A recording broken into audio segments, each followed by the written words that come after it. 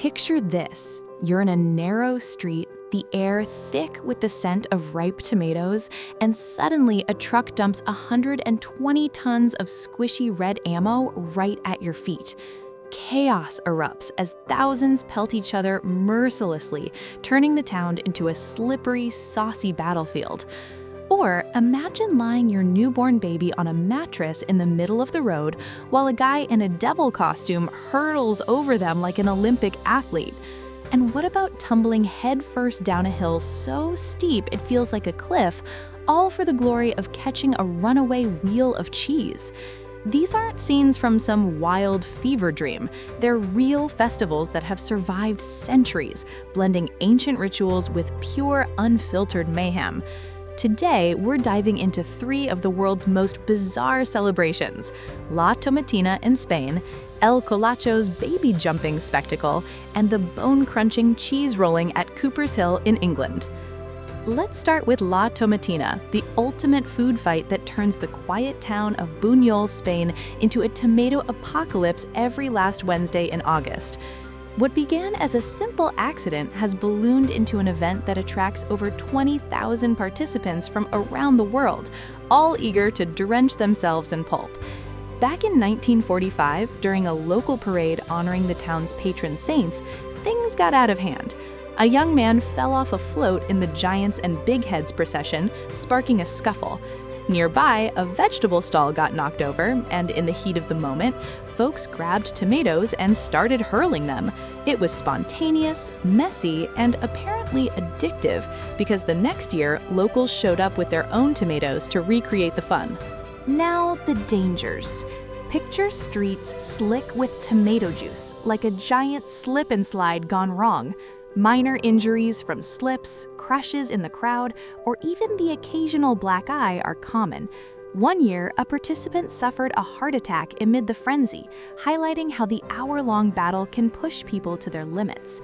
Cleanup is epic too. The acidic tomatoes actually help scour the streets clean after fire trucks hose everything down. Public reaction is mixed. Tourists love it for the rebellious joy, calling it a cathartic release in a buttoned-up world.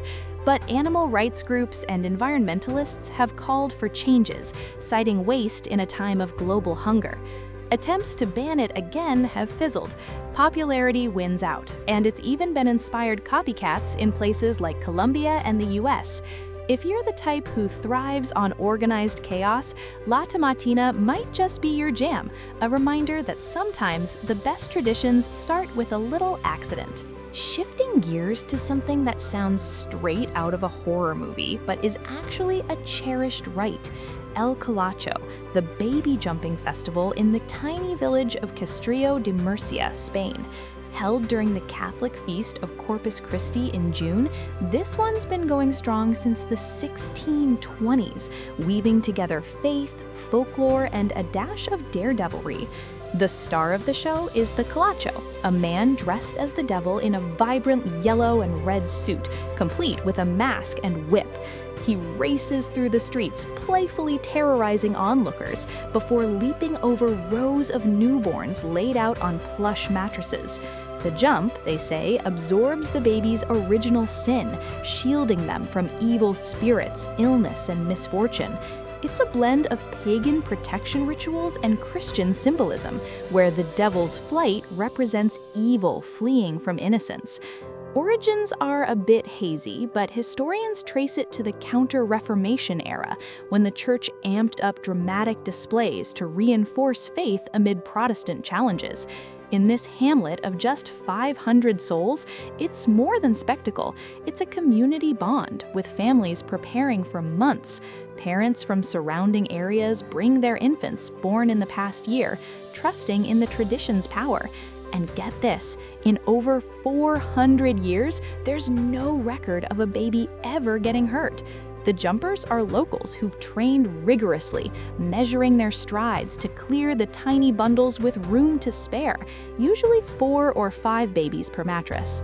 That said, the dangers are real if something goes awry. A slip on the cobblestones could spell disaster, though the Colacho's whip-cracking entrance clears the path like a pro. Public reaction? outsiders are often horrified, with viral videos sparking outrage online. How is this still allowed? Pope Benedict XVI even weighed in back in 2008, urging Spanish clergy to distance the church from what he saw as superstitious holdovers. But locals push back fiercely, viewing it as harmless heritage that boosts tourism and keeps their village alive. No bans have stuck.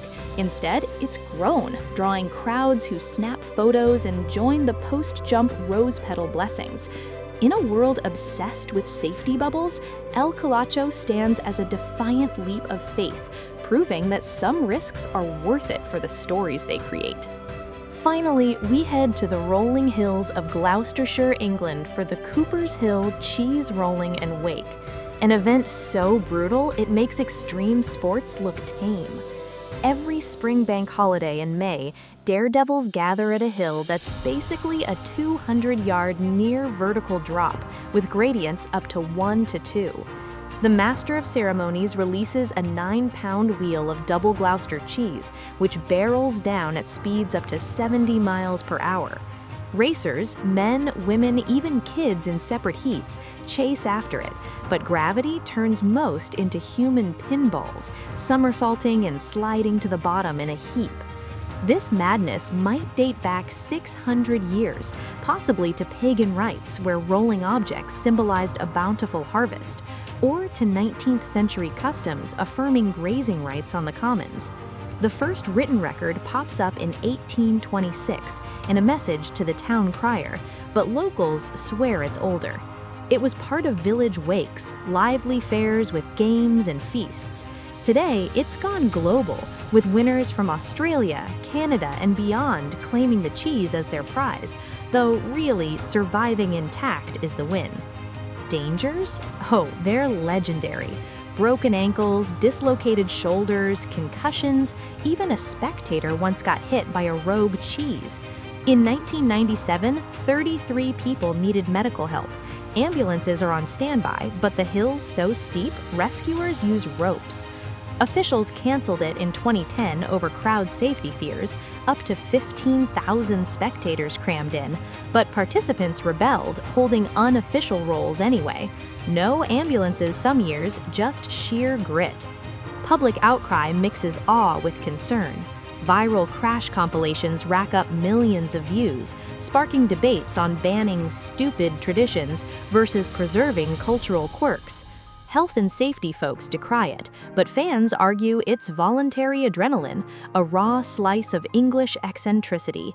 Despite threats, it persists, sometimes underground, sometimes revived officially, drawing those who crave the thrill of the chase. Whew. From tomato tsunamis to devilish vaults and cheesy tumbles, these festivals show humanity's wild side, risking bruises, bans, and backlash just to keep old flames alive. They remind us that in an increasingly polished world, a bit of chaos can connect us to our roots and each other. So which one would you brave? Drop your thoughts in the comments or share your own crazy festival tale. If this got your pulse racing, hit subscribe. We're tackling weird laws from around the globe next. Thanks for watching.